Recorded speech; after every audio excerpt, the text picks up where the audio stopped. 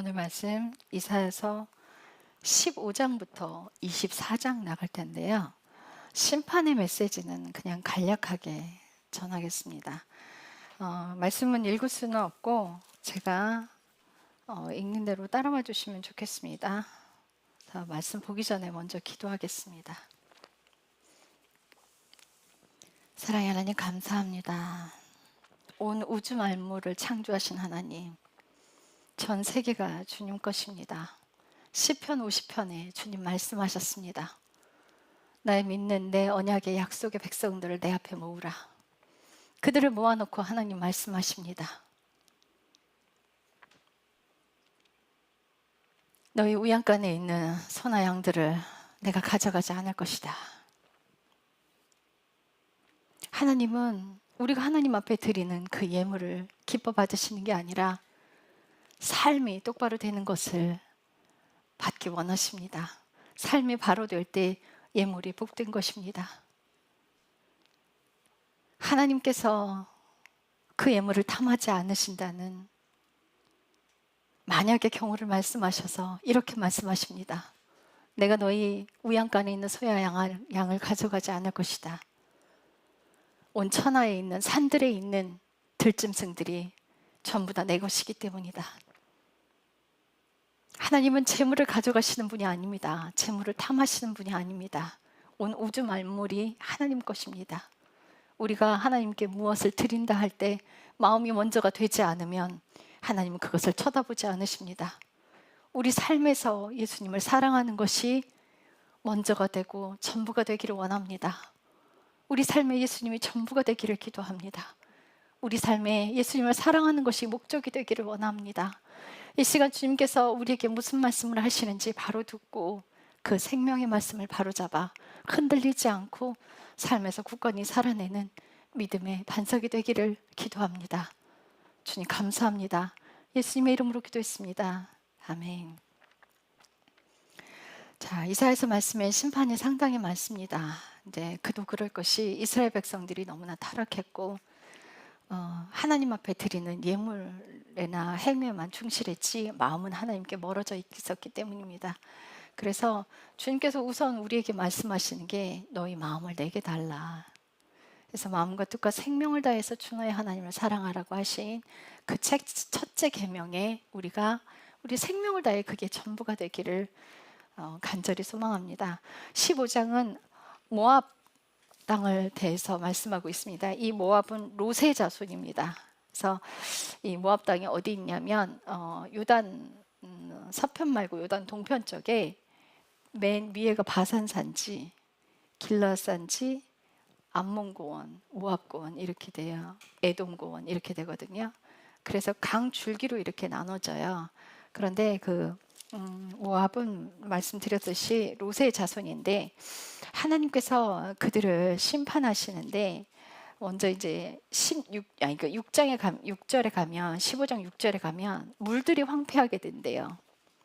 그리고 사방에 그들이 애써 모은 재물을 피난 가느라 전부 다 이제 끌고 가면서 시내까지 이제 끌고 가고 마지막 경계까지 다다라서 그들이 이제 모압 땅에 살 수 없는 지경에 이르르도록 하나님이 이제 심판을 하시는데 5절에 보면 소알로 피신한다는 게 사해 북단이에요. 그러니까 에돔의 경계를 넘어서는 거죠.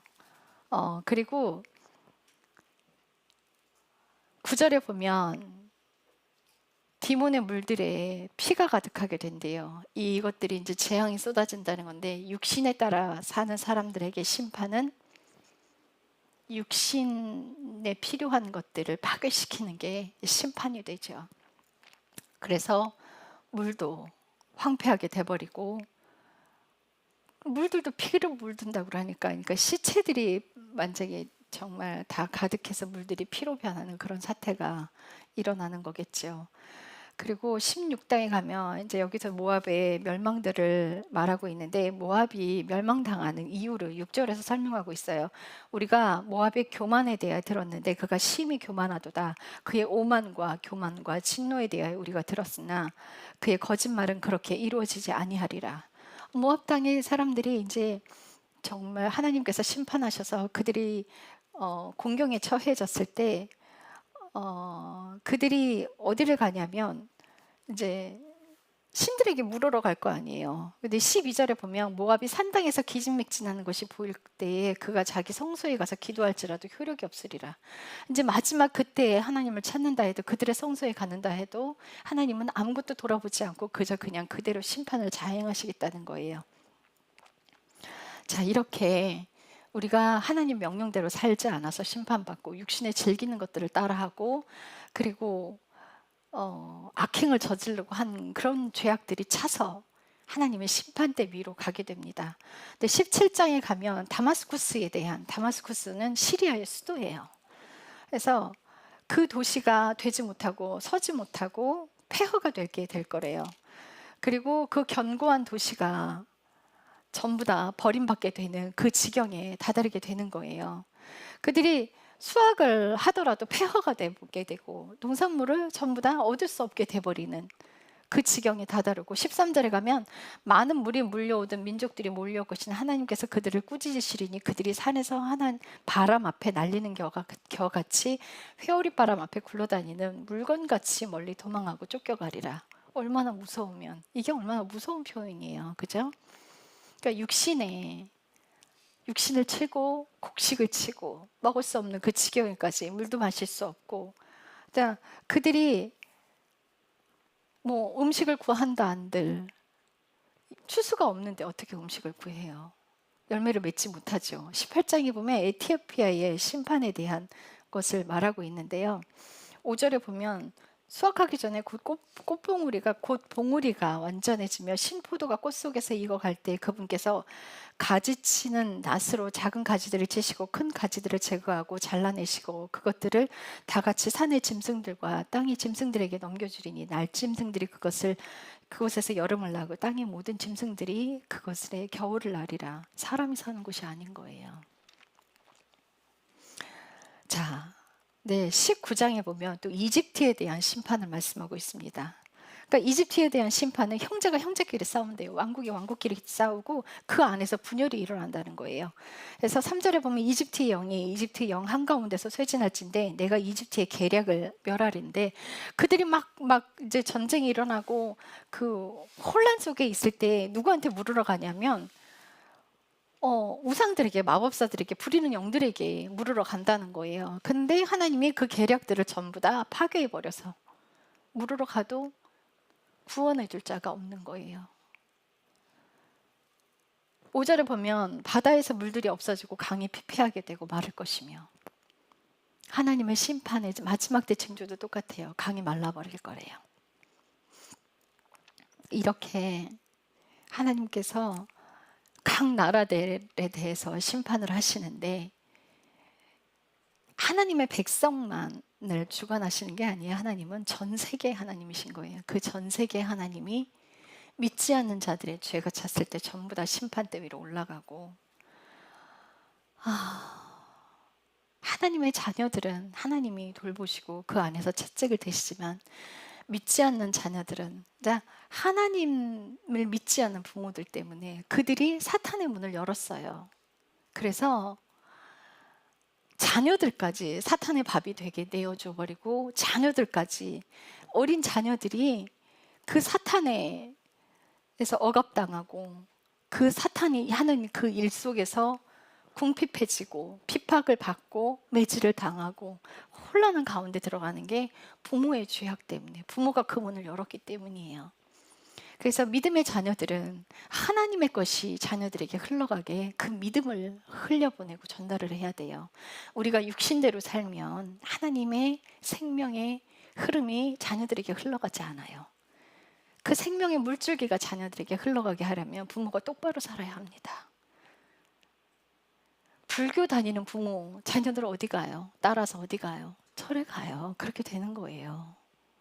교회 오는 부모 따라 자식이 어디 와요? 교회 와요. 근데 교회 오는데 똑바로 살아야죠. 그죠? 바로 살아야 바른 믿음을 가지고 자녀들이 어른이 돼서 성장을 했어도 자녀들에게 똑바른 믿음을, 그들에게 재산이 아니라, 그죠? 바른 신앙을 후대에게 전해주는 부모가 돼야 합니다. 재산을 물려주는 게 아니라 믿음의 신앙을 물려주는 부모가 되도록 우리는 그렇게 살아야 돼요. 우리가 하나님을 붙들고 간다면 흔들리지 않게 됩니다. 정말 하나님은 우리에게 무슨 약속을 하셔놓고 하나님이 일하시는 거 우리 눈에 보이지 않아요. 그죠? 그리고 늘 말씀하시는 게 다 됐다 이러세요. 다 됐다, 다 됐다. 근데 우리는 그걸 붙들고 가는 거예요. 그 믿음 안에 그래 하나님이 일하지 아니하실지라도. 여러분들 하나님께서 우리에게 약속하신 그 일들이 이루어지지 아니하실지라도 그 믿음이 여러분들 안에 있어야 돼요. 다니엘이 그래요. 다니엘이 왕의 직인이 찍혔어요. 이제는 왕 외에는 신이 아니다 라고 왕의 직인이 꽝 찍혔는데 불구하고 다니엘이 숨어서 기도하는 게 아니에요. 창을 열어 제껴요. 작정을 한 거죠. 창을 열어 제끼고 매일 하던 그대로 예루살렘을 향하여 기도하기 시작합니다. 그가 붙들려 갔어요. 그가 붙들려 가서 다니엘이 하는 말이 내가 사자굴 속에 들어갈지라도 하나님이 나를 보호하시리라. 그런데 그 다음 구절이 중요해요. 그리 아니하실지라도 난 하나님을 버리지 않겠다는 거예요. 여러분들 우리 신앙에 바른 믿음의 신앙이라면 그게 있어야 돼요.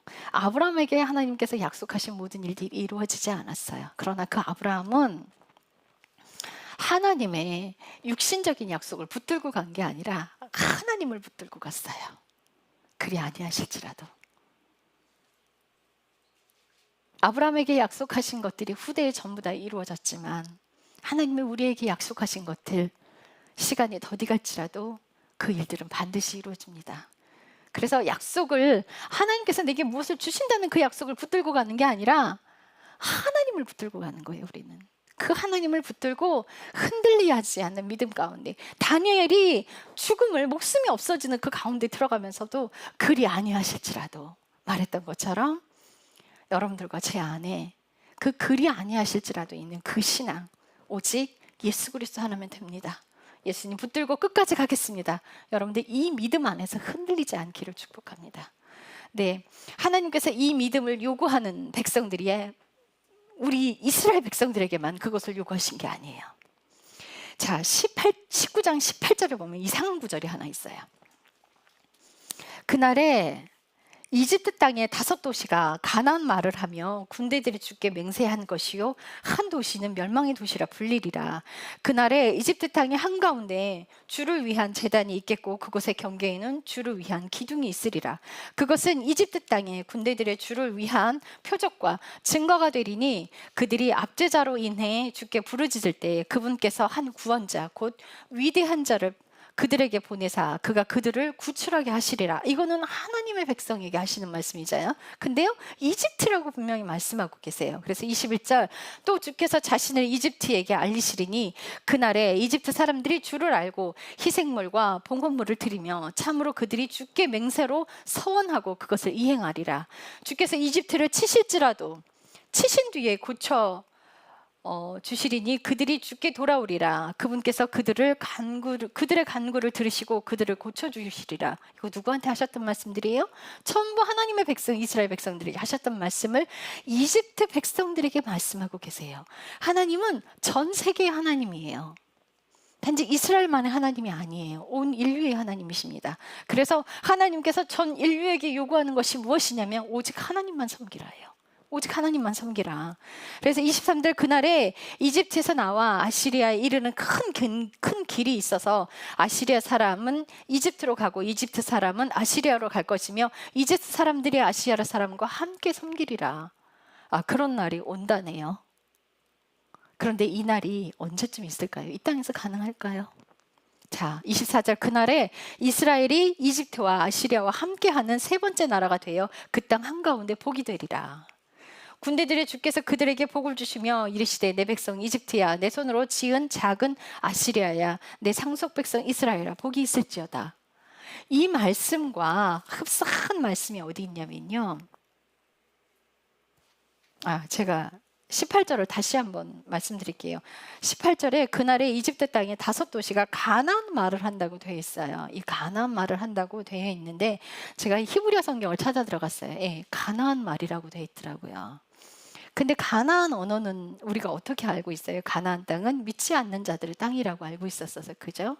그 가나안 땅에 이스라엘 백성들이 가서 이스라엘 땅이 됐죠. 자, 그런데 다른 성경, 현대어 성경은 뭐라고 번역을 해놨냐면 히브리 말로 말을 하며, 5도시가 히브리 말로 말을 하며 군대들의 주께 맹세할 것이 한 도시는 멸망의 도시라 불리리라. 그날에 이집트 한가운데에 주를 위한 제단이 있겠대요. 하나님을 위한 제단이 있대요. 자, 이게 스가랴서 14장 16에서 21절 가면 나오는데요. 스가랴서 14장, 학계 스가랴서 14장 16절에서 21절에 천년왕국을 설명하고 있어요. 아시리아랑 이집트랑 가는 길이 놓이게 된대요. 그들이 하나가 될 거래요. 이집트 땅에 하나님의 제단이 서게 될 거라는 거예요. 자, 16절부터 제가 읽겠습니다. 예루살렘을 대적하러 왔던 모든 민족들 중에서 남아있는 모든 자가 참으로 해마다 올라와 그 왕 곧 군대들의 주께 경배하며 장막절을 지키리라. 땅의 모든 가족들 중에서 누구든지 그 왕 곧 군대들의 주께 경배하러 예루살렘으로 올라오려 하지 아니하면 바로 그들에게 그분께서 비를 내리지 아니할 것이며, 천년왕국인데 그들이 이집트 사람들이 장막절을 지키러 올라오지 아니하면 벌을 내리실 텐데 비를 내리지 아니할 거래요. 자, 그리고 18절에 만일 이집트 가족이 올라오지 아니하고 오지 아니하면 비를 받지 못할 것이며 주께서 장막절을 지키러 올라오지 아니하는 이교도들을 칠 때 내리실 재앙이 그들에게 있으리라. 그 심판이, 믿지 않는 자들에게 내리는 그 심판이 초막절을 지키러 올라오지 아니하는 이집트에게 비도 내리지 않고 믿지 않는 이방인들에게 심판을 내리는 그 벌이 이집트 땅에 심판이 있을 거라는 거예요. 자, 그런데 다시 이사야서로 가면 하나님께서 22절에 이사야서 19장 22절 읽을게요. 주께서 이집트를 치실지라도 치신 뒤에 고쳐주신다는 거예요. 재앙을 내리시는데 재앙을 내리신 뒤에 고쳐주신대요. 그리고 그분께서 그들의 간구를 들으시고 그들을 고쳐주신다는 거예요. 치유하고 고쳐주고 회복을 시키겠다는 거예요. 스가랴서 말씀이 천년왕국을 설명하고 있어요. 이 말씀도 그날에는 아시리아와 이집트 땅의 사람들이 한 길로 오갈 것이며 그들이 하나가 될 거라는 거예요. 이집트 땅에 하나님의 제단이 서게 될 거래요. 이게 천년왕국을 설명하고 있는 거예요. 자, 다시 스가랴서 14장 20절에 보면 그날에는 말방울들까지 주께 거룩한 것이라 새겨질 것이요 주의 집에 있는 솥들은 제단 앞에 대접들과 같을 것이며 참으로 예루살렘과 유다의 모든 솥이 군대들이 주께 거룩한 것이 되니 희생물을 드리는 모든 자들이 와서 그 솥들 중에서 취해 그 안에 고기를 삶으리라. 그날에는 군대들의 주의 집에 더 이상 가난한 사람이 있지 아니하리라. 믿지 않는 자들이 있지 아니하리라. 이런 뜻이에요. 그렇게 보면 해석이 이사야서 19장 18절의 해석이 현대어의 성경에 히브리 말로 말을 하며가 더 옳은 것 같습니다. 자, 그래서 왜 천년왕국의 계시록에 한번 가볼까요? 계시록 20장에 천년왕국이 나와 있어요. 자, 여기서 여러분들 이상한 거를 찾으셔야 합니다. 계시록 20장에 천년왕국이 이루어지는데 2절에 보면 마귀요 사탄이 그 용 곧 저 옛밤을 잡은 뒤 그것을 1000년 동안 결박하여 무적에게 가둬요. 1000년 동안 결박해서 무적에게 가두는데, 자 3절 봅시다. 바닥 없는 구덩이에 던져가두고 그들에게 봉인하여 1000년이 찰 때까지 그가 더 이상 민족들을 속이지 못하게 하였는데 그 뒤에는 그가 반드시 잠시 동안 풀려나리라. 1000년이 찬 뒤에는 사탄이 풀려납니다. 근데 1000년 동안 사탄이 없어요. 자, 천년왕국 설명드립니다. 이 천년왕국 여러 번 설명드렸어요. 자, 예전에는 뭐가 있으냐면 연옥이라는 말들이 떠돌았어요. 왜 그런 말들이 떠돌았을까요? 왜 그랬을까 생각 안 해보셨어요? 자, 우리가 십자가를 통과하는데 다 끝까지 가지 못한 사람들, 그냥 생명을 다해서 죽은 거예요. 뭐 십자가 5개 통과하고 생명을 다해서 죽었어요. 교만은 가지도 못했어요. 그 사람이 거룩으로 갈 수 있느냐는 거예요. 교만, 이거는 지옥 보내기 아까워. 그죠? 천국엔 갈 수 없어. 이런 사람들을 하나님께서 천년왕국으로 보내시는데, 왜 천년왕국으로 보내셔서 왜 사탄을 없애느냐, 꼭 핑계를 대. 사탄에게 죄를 뒤집어 씌우고.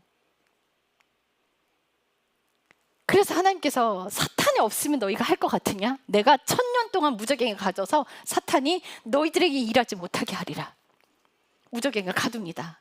그리고 그 1000년 동안 하나님 명령에 순종하도록 살아가게 도와줘요. 그래서 이사야서 말씀이 잘 설명하고 있는데요. 다시 이사야서 계시로 껴두십시오. 다시 이사야서로 돌아가서 이사야서 19장 20절부터 제가 읽겠습니다. 20절에 그것이 이집트 땅에서 군대들의 주를 위한 표적과 증거가 되리니 그들이 압제자들로 인해 주께 부르짖을 때 그분께서 한 구원자 곧 위대한 자를 그들에게 보내사 그가 그들을 구출하게 하실 거라는 거예요. 그들이 부르짖을 때 도와줄 사람을 보내준다는 거예요. 그리고 21절에 또 주께서 자신을 이집트에서 알리시니 그날에 이집트 사람들이 주를 알고, 하나님을 아는 사람들이란 말이에요. 이 여기서 알고라는 단어는 히브리어 말로 야다예요. 이 야다는 뭐예요? 정말 아는 사람들이 있는 거예요. 하나님을 아는 사람들이. 그래서 그 아는 백성들이 봉헌물과 희생제물을 드릴 때 그 주께서 맹세로 서원을 하고 그것을 이행하게 하시겠다는 거예요. 천년 왕국을 설명하고 있어요. 그래서 그날에 그들에게 다시 복을 줄 거예요. 온 인류가 하나님의 전 세계 사람들에게 다시 한번 그 하나님의 생명에 도달하지 못한 사람들에게, 그리고 이런 말들 하죠. 자녀가 정말 예수님을 잘 믿었는데 부모는 예수님을 안 믿고 돌아가시기 직전에 예수님 영접했대요. 그럼 어디로 가요? 이 땅에서 살아내지 못했는데 천국 간다고요? 말이 돼요? 그럼 죽기 직전에 다 믿으면 되죠? 그 자녀들 때문에 그 부모를 천년왕국으로 그래서 돌아가실 때 편안하게 가시는 거예요. 천년왕국은 어떻게 해요? 다시 한번 기회를 주는 곳. 그래서 계시록으로 다시 넘어갑니다. 계시록 다시 넘어가서 20장 4절부터 읽는데요. 또 내가 왕좌들을 보았는데 그들이 그것들 위에 앉아 그들에게 심판이 맡겨졌더라.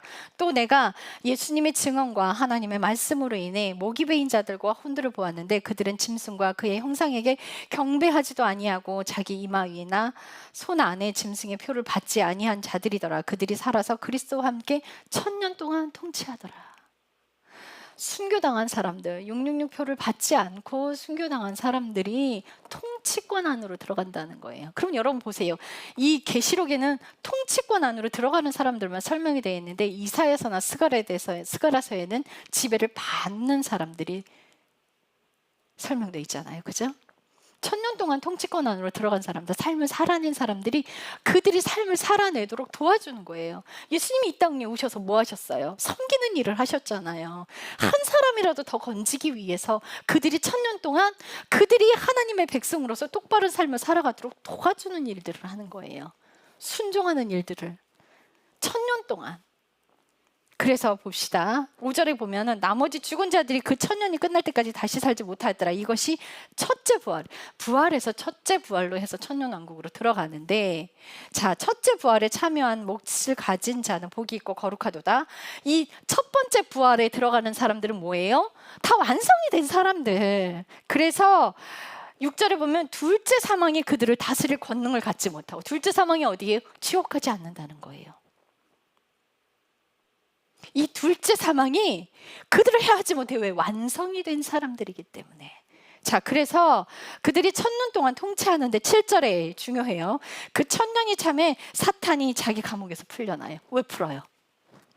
너희가 사탄 때문에 못한다고 핑계댔니? 내가 1000년 동안 사탄 없애줬어. 이제 사탄이 풀릴 때 정말 순종하고 명령대로 산 사람들, 그들이 사탄의 꾀에 안 넘어갑니다. 그러나 그때에도 사탄의 꾀에 넘어가는 사람들은 어쩔 수 없는 거예요. 이제 두 번째 사망으로 들어갈 수밖에 없어요. 자, 천년왕국. 한 사람이라도 더 건지려고 하나님께서 사람들에게 기회 주시는 거예요. 이 땅에서 교회만 다니는 걸로 다 됐다, 완성됐다 자부하지 마십시오. 살아있는 동안 겸손하게 하나님 명령대로 살아가셔야 돼요. 그래서 8절에 보면 나가서 땅의 사방에서 민족 두가 곡과 마곡을 속이며 그들을 모아 전쟁하게 하리니. 곡과 마곡을 속인대요, 사탄이. 마지막에 사탄이 그들을 속일 텐데 하나님의 백성들은 넘어가지 않을 겁니다. 끝까지 하나님 편에 설 겁니다. 그래서 9절, 그들이 땅의 넓은 곳으로 올라가 성도들의 진영과 그 사랑받는 도시를 에워싸매 불이 하늘에서 하나님으로부터 내려와 그들을 삼켰고, 또 그들을 속인 마귀가 그 짐승과 거짓 대언자에 있는 불과 유황 호수에 던져져 그들이 영원 무궁토록 밤낮으로 고통을 받게 된다는 거예요.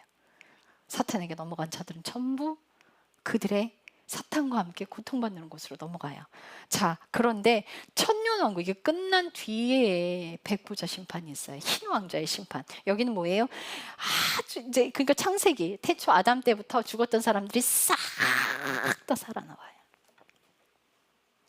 전부 살아나와서 지옥과 사람과 천국과 사람이 그때서야 판가름이 나는 거예요. 왜? 왜 그 자리여야만이에요? 천년왕국에서 아직 천국으로 갈 사람, 지옥으로 갈 사람이 아직 확정이 되지 않은 사람들이 있기 때문에 천년왕국이 끝난 다음에 있는 거예요. 대충 예수 믿지 마십시오. 예수님께 미쳐야 갈 수 있는 길입니다. 만약 그 길이 그렇게 쉬웠다면 예수님께서 그 길이 좁고 협착하여 찾는 이가 졌다고 말씀 안 하셨어요. 생명을 다해 예수님 붙들고 그분의 명령대로 순종하는 삶으로 들어가야 합니다. 우리가 순종하는 삶으로 들어가려면 어떻게? 육신의 죄들을 해결해야 순종하는 삶으로 들어갈 수 있어요. 육신의 죄들이 해결이 되지 않는 상태에는 순종하는 삶으로 어떻게 들어갑니까? 육신의 죄들이 해결이 되고 내 안에서 씨름할 수 있는 단계로 들어가야 하나님의 명령하시는 믿음의 삶으로 들어갈 수도 있는 거예요. 이게 함께 가는 거예요. 자, 믿음의 백성들은 하나님의 명령대로 한 발 내디딜 때 아무것도 보이지 않지만 그분이 명령하시면 정말 발을 내디딜 때 하나님이 그 길을 여신단 말이에요. 사도행전이 제자들이 뭐라 그래요? 너희는 보고 걸으나 우리는 보고 걷지 않는데요. 하나님의 명령대로 간다는 거예요. 이런 삶이 어디서 가능해져요? 죄와 씨름하는, 죄와 멀어진 사람들이 이 삶이 함께 가는 거예요. 우리 믿음의 선조들이 간 그 길처럼. 그래서 20장에 그게 있어요. 자, 20장, 이사야서 20장 가봅시다. 자, 이집트와 에티오피아에 향한 표적을 하나님이 말씀을 하시는데, 이분도 이사야에게 뭐라고 말씀하시냐면, 제가 2절부터 읽을게요. 바로 그때 주께서 아모스의 아들 이사야를 통해 말씀하여 이르시되, 가서 내 허리에 굵은 배를 풀고 내 발에서 신을 벗을지어다 하시니, 그가 그대로 행하여 벗은 몸과 맨발로 다니는데, 주께서 이르시되 내 종 이사야가 몇 년 동안? 3년 동안 벗은 몸과 맨발로 다니면서 이집트와 에티오피아에 대해 표적과 표적을 데리는 거예요. 자, 아니, 하나님의 심판이 이사야가 이렇게 안 하면 안 이루어진대요? 그러니까 하나님께서 아시리아 왕국이 이집트와 에티오피아 사람을 끌고 갈 때 볼기짝을 다 드러내고 신발도 벗은 채로 묶여서 포승줄에 묶여서 끌려가게 될 거라는 거야. 맨몸으로, 맨발로 그렇게 끌려가게 될 거라고 이사야한테 3년 동안 그러고 다니라는 거예요. 이사야는 뭔 죄예요? 왜 이렇게? 근데 우리 팔복 할아버지 생각해 봅시다. 팔복 할아버지가 정말 긴 세월 동안 종로 그 전철을 다니면서 맨발로 정말 미친 사람 취급을 받으면서 손가락질 당하면서 그 길을 다니셨어요. 왜요? 하나님이 명령하셨기 때문에 그 미친 짓을 하신 거예요. 그 안에서 교만이 제거되는 길을 가셨고, 이사야가 교만이 제거되는 방법은 이 길이었기 때문에 하나님이 이 방법을 택하신 거예요. 하나님께서 이사야가 이 행위를 하지 않아도 에티오피아나 어디예요? 이집트에는 이 벌을 받게 될 거예요. 그런데 이사야에게 굳이 이 말씀을 하시잖아요. 그런데 또 하나 에스겔을 한번 봅시다. 에스겔 4장으로 한번 가봐요.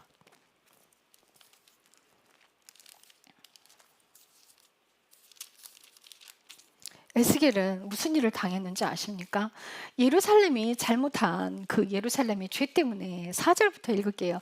너는 또한 내 왼쪽 옆구리로 누워서 이스라엘의 불법의 그 죄들 때문에 그 옆구리에 놓고 내가 그 옆구리로 눕는 날수대로 그들의 불법을 담당할지라. 내가 그들의 불법의 횟수대로 날대로 내 위에 놓았나니 곧 390일이라. 너는 이렇게 이스라엘 지름의 불법을 위해서 왼쪽으로만 잘하는 거예요. 똑바로 눕지 말래. 왼쪽으로 390일 동안 잘해요. 이거 고문이잖아요. 그죠? 그것도 못 움직이게 묶어놔요. 6절에 보실래요? 그것들을 채우거든 다시 내 오른쪽 옆구리로 내서 40일 동안. 그래서 각 날을 1년으로 정했다는 거예요. 근데 이렇게 해서 거의 400일이 넘게 이사야를 오른쪽으로만 묶어놨어요. 자, 그런데 8절에 봅시다. 보라, 내가 띠를 내 위에 놓으리니 너의 에워싸인 날들을 내가 끝낼 때까지 내가 몸을 한쪽으로 다른 쪽으로 돌리지 못하리. 끈으로 묶어놓는다는 거예요. 자, 그리고요, 너는 또한 밀과 보리, 콩과 팥과 조와 살갈퀴 열매를 가져다가 한 그릇에 담고 그것들로 너를 위해 빵을 만들어서 내가 내 옆구리로 누워야 한 날수대로 곧 390일 동안 그것을 먹는데 내가 먹을 음식은 무게라 달아 하루에 10세겔. 아주 조금 달아서 때를 따라서 그것을 먹고 물도 1흰씩. 좀 목말라 죽을 것 같아. 정말 연명할 정도로의 물만 주고서는요, 그거를 390일 동안 그걸 먹는 거를 그렇게만 먹으라는 거. 아주 조금씩만 몸은 한쪽으로 묶어놓고. 자, 그런데 봅시다. 12절에 볼래요?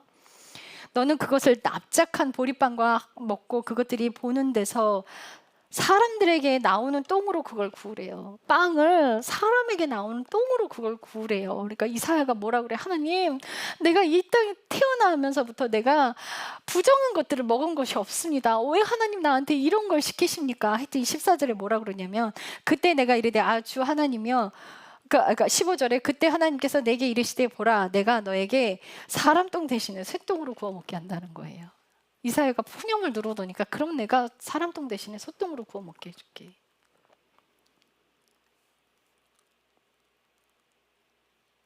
(1년이) 넘게. 왜 이렇게 해요? 하나님께 순종한 사람들은요, 더 많은 죄들을 제거하기 위해서 그 다음 명령을 우리에게 주세요.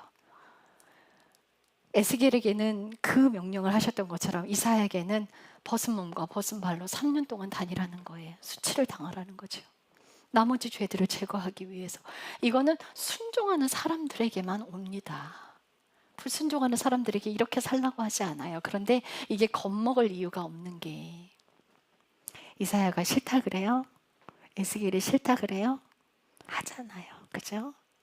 그 단계가 됐을 때, 그 위치가 됐을 때 그때 주님이 말씀하시는 거예요. 그래서 겁먹을 필요가 없어요. 내가 감당할 수 있을 때 하나님 말씀하시는 거예요. 하나님 나 저거 하기 싫어요. 절대 안 시켜요. 그러면 그 사람은 또 불쌍한 사람이에요. 왜요? 그 당시에는 못한다고 했을지라도 믿음이 점점 선장하잖아요. 예, 하겠습니다 하는 때가 올 수도 있고요. 또 그걸 끝까지 부정해서 안 한다면 그 사람은 결국은 어디 가겠어요? 죄가 제거가 안 되는데. 하나님께서 우리에게 고난을 주시는 이유, 아주 고집불통의 불순종을 제거하기 위해서 우리에게 고난을 주시는 거예요. 고통이 우리 몸에 오잖아요. 그 고통을 겪으면서 불순종이 꺾여요. 이 고집의 그 강한 기질들이 꺾여요. 그래서 할 수 있게 돼. 막 대가 센 사람들요, 하나님 한번 팡 치셔서 목숨이 왔다 갔다 하는 지경까지 갔다 오잖아요. 그럼 그게 꺾이게 돼 있어요. 그게 사람의 존재예요. 그래서 하나님의 백성이라면 내가 하나님의 명령대로 살아갔을 때 마지막에 하나님께서 우리에게 이런 말씀들을 하시는 때가 올 거예요. 그 사람은 복된 사람이다. 겁먹지 마십시오. 내가 할 수 있을 때 하나님 말씀하시는 거예요. 내가 수용하지 못할 때는 절대 말씀 안 하시니까 여러분들과 제가 할 수 있을 때 말씀하시는 거예요. 그럴 때 이해하겠습니다 가고 가는 거예요. 하지 못하는 사람이 억지로 강제로 끌고 가지 않으세요. 그래서 하나님께서는 사랑의 관계 안으로 들어오라는 거예요. 주님과 사랑의 관계 안으로 들어가면 우리가 할 수 있어요. 그래서 그분과 사랑의 관계 안으로 들어가기를 애쓰고 힘쓰셔야 돼요. 마지막 어, 사람들이 악한 모습을 하나 자세히 설명하고 있는 구절이 있어요. 이사야서 22장 12절부터 14절까지 제가 한번 읽을게요. 하나님께서 이 땅을 심판하시겠다 말씀하실 때 그날에 주 군대들이 하나님께서 슬피 울고 애곡하며 머리털을 밀고 굵은 배를 두르라고 외치셨는데 회개하라고 외치는 거예요.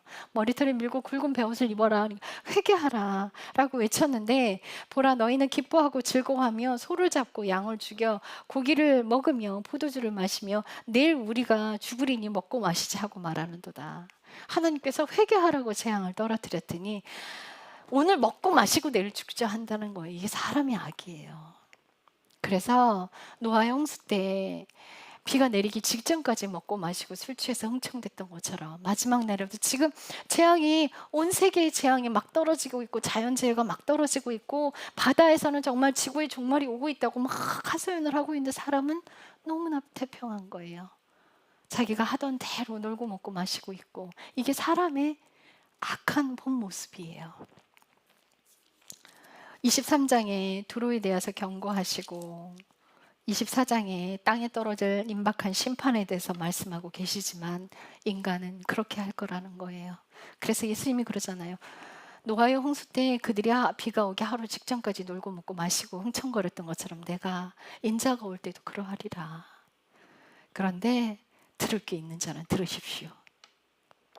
깨어나야 합니다. 교회는 잠자던 곳에서 깨어나서 믿음의 삶을 살고 결국에는 에스겔과 이사야가 갔던 그 마지막에 고난에 하나님 명령하시는데도 네 가겠습니다 하고 가는 그 사람의 그 믿음까지 가시기를 축복합니다. 기도하겠습니다. 사랑의 하나님, 감사합니다. 우리가 연약하고 연약합니다. 그러나 예수님만 붙들고 가면 갈 수 있습니다. 우리 힘으로 가는 것이 아니라 하나님 명령대로 순종해 가면 당신의 힘으로 살아가는 것입니다. 사람이 어떻게 사람의 의로 자신의 목숨을 버리고 그 자리에서 두렵지 않을 수 있겠습니까? 그러나 성령이 우리 안에 계시면 우리의 생명이 왔다 갔다 할지라도 두려워하지 않게 될 것입니다. 로마 시대 때 기독교인들이 사자밥이 됐을 때 어린아이들이 함께 부모 손을 잡고 사자밥이 되는 그 자리로 가는 일들도 있었습니다. 그 어린아이들이 무슨 힘이 있겠습니까? 그러나 성령이 그 아이들을 붙잡고 있었습니다. 우리 성령님이 믿음의 사람들을 붙들고 있습니다. 우리가 그 믿음 안으로 들어가기를 원합니다. 그 믿음 안으로 들어가려면 죄로부터 멀어져야 합니다. 행위의 죄들을 짓지 않으려 멀어져야 하고, 내면에서 자신이 얼마나 악한 생각을 하고 있는지 내면의 죄와 씨름을 할 때 주의 명령대로 살아갈 수 있는 힘이 아버지에게로 옵니다. 우리가 삶을 살아갈 때 하나님의 힘으로 살아갈 수 있습니다. 인간의 힘으로는 교만해집니다. 우리가 은혜 안으로 들어갈 수 있다는 건 하나님의 명령대로 살아갈 때 하나님의 은혜 가운데로 들어갑니다. 우리의 힘이 아니라 하나님의 힘으로 살아갈 때 은혜 안으로 들어갑니다. 내 힘으로 하려고 할 때 넘어지고 사람은 교만으로 쉽게 올라갑니다. 이것의 차이는 종이 한 장 차이입니다. 우리가 생명을 다해서 겸손한 마음으로 예수님만 사랑하는 그 자리에 지켜내기를 원합니다. 예수님만 사랑할 때 죄가 보이고 회개하는 삶을 돌이킬 수 있으며, 예수님만 사랑할 때 주의 말씀대로 살아갈 수 있는 힘이 오고, 예수님만 사랑할 때 끝까지 어떠한 고난이 올지라도 그 믿음의 삶을 살아갈 수 있는 선조들이 갔던 그 길 따라 우리도 그 길을 갈 수 있습니다. 주의 말씀이 기둥이 되고 주의 생명이 불이 되어서 전 세계 열방의 복음을 들고 나가는 그때까지 믿음 안에 삶을 살아야 그 자리로 갈 수 있습니다. 생명이 없는 자는 생명을 줄 수 없습니다. 우리가 열방에 생명을 주려면 우리 안에 예수 그리스도의 생명이 있어야 합니다. 예수 그리스도의 생명이 지닌 자는 십자가의 자아가 죽어진 자만이 가능합니다. 예수님을 사랑하는 것이 전부가 돼서 자기 십자가를 지고 예수님을 따르는 그 길에서 벗어나지 않기를 간절히 기도합니다.